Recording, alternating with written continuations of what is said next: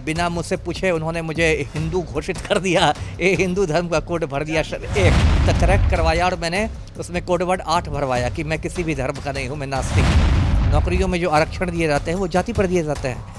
तो सरकार के पास आंकड़े तो रहने चाहिए। और ये दूसरा चरण ज़्यादा महत्वपूर्ण है क्योंकि इसमें कुल 17 सवाल मुझे पूछा गया। वाहन के बारे में पूछा गया कि 4 पहिया 2 पहिया, तो मेरे पास कार है तो वो 4 पहिया वाली बात हुई। तो बहुत सारी चीज़ें आपको कोड में होता है, बहुत सारी चीज़ें फीड करनी। जाति हटने की बात नहीं, सभी जाति का एक कोड नंबर दे दिया गया है। मतलब मेरे परिवार में कितने लोग हैं, जैसे मैं अविवाहित हूँ तो मैंने कहा कि भाई परिवार में मैं अकेला हूँ। 13 करोड़ की आबादी है तो 12-13 करोड़ लोगों का जो डाटा होगा उसको सरल करने के लिए एक कोडिंग सिस्टम शुरू किया गया है। जी, जातीय आधारित जनगणना का दूसरा चरण चल रहा है। घर घर जाकर जो लोग हैं वो पूछ रहे हैं जाति और इससे संबंधित तमाम जो 17 सवाल है वो पूछे जा रहे हैं। इस वक्त अभी मैं पूर्व IPS अमिताभ कुमार दास सर के घर पे हूँ। सर, आपके घर भी अभी जातीय आधारित जनगणना कराने वाली टीम आई थी, क्या क्या पूछी आप? पहले मैं बता दूं दर्शकों को, जातीय जनगणना मतलब क्या बला है। ये जो जातीय जनगणना है ये पूरे बिहार में अभी चल रही है। इसका मतलब पहला चरण तो मुझे लगता है जनवरी फरवरी में हुआ था। अभी दूसरा चरण 15 अप्रैल से शुरू हुआ है जो 15 मई तक जारी रहेगा। और ये दूसरा चरण ज़्यादा महत्वपूर्ण है क्योंकि इसमें कुल 17 सवाल पूछे गए, मुझसे भी पूछे गए और हर व्यक्ति से पूछे जाएंगे। और इसमें एक ख़ास बात यह है कि सभी जाति का एक कोड नंबर दे दिया गया है ना। जैसे मैं कास्ट हूँ तो मेरा कोड नंबर 21 है, किसी का कोई कोड नंबर है, किसी का कोई कोड नंबर है। तो वो कोड नंबर की सूची सामान्य प्रशासन विभाग ने अभी 15-20 दिन पहले जारी कर दी है। तो मुझसे भी वही सवाल किए गए जो सबसे सवाल किए जाते हैं कि मतलब मेरे परिवार में कितने लोग हैं। जैसे मैं अविवाहित हूँ तो मैंने कहा कि भाई परिवार में मैं अकेला हूँ। फिर मुझसे पूछा गया कि मतलब आपका पक्के का मकान है कि नहीं, तो मैं ये 2 कमरे के फ्लैट में रहता हूँ। मुझे पूछा गया वाहन के बारे में पूछा गया कि 4 पहिया 2 पहिया, तो मेरे पास कार है तो वो 4 पहिया वाली बात हुई। फिर मेरी मतलब आय के बारे में पूछा गया, आपकी मतलब महीने की आय क्या है। जाति तो खैर पूछी गई, जाति जनगणना ही है। एक दिलचस्प बात मैं दर्शकों को बताऊं कि उसमें बिना मुझसे पूछे उन्होंने मुझे हिंदू घोषित कर दिया, ये हिंदू धर्म का कोड भर दिया। एक जाति का, तो मैंने उसको मतलब करेक्ट करवाया और मैंने उसमें कोड वर्ड 8 भरवाया कि मैं किसी भी धर्म का नहीं हूँ, मैं नास्तिक हूँ, है ना। जाति आप नहीं बदल सकते, वो जन्म से होता है, लेकिन धर्म आपके विश्वास की चीज़ है, आस्था की चीज़ है। तो वो मैंने उसको करेक्ट करवा के उसको 8 करवा दिया कि मैं किसी भी धर्म का नहीं हूँ। तो यही सब बातें हुई। और आधार नंबर ऐसा है कि वो ऑप्शनल है, मतलब आप दे भी सकते हैं, नहीं भी दे सकते हैं।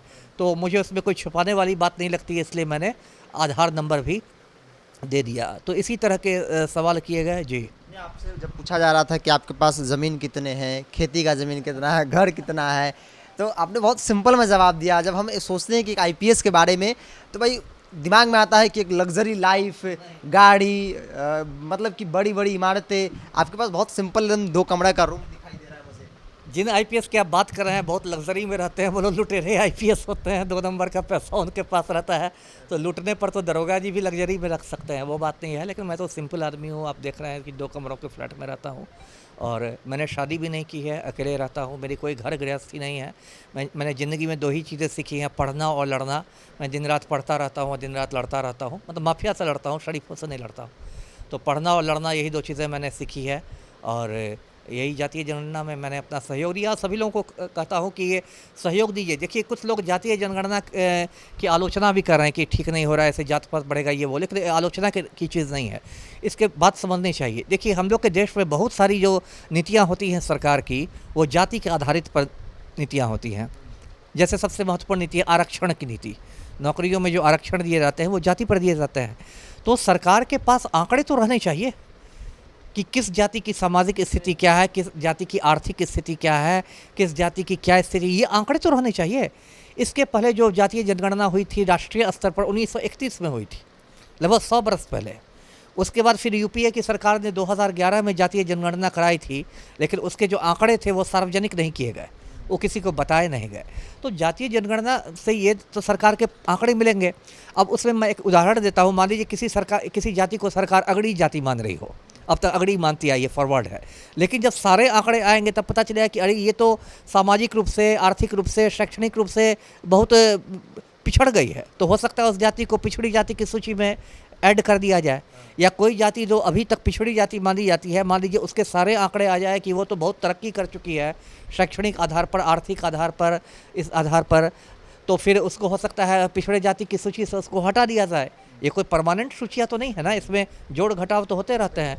तो इसलिए कुछ लोगों को मैं देखता हूँ सोशल मीडिया पर भी लिखते हैं कि भाई जातीय जनगणना क्या है, इससे जात पात बढ़ेगा। वो बात नहीं है, जात पात जितना था समाज में उतना ही रहेगा, इससे कोई घट बढ़ नहीं होगी।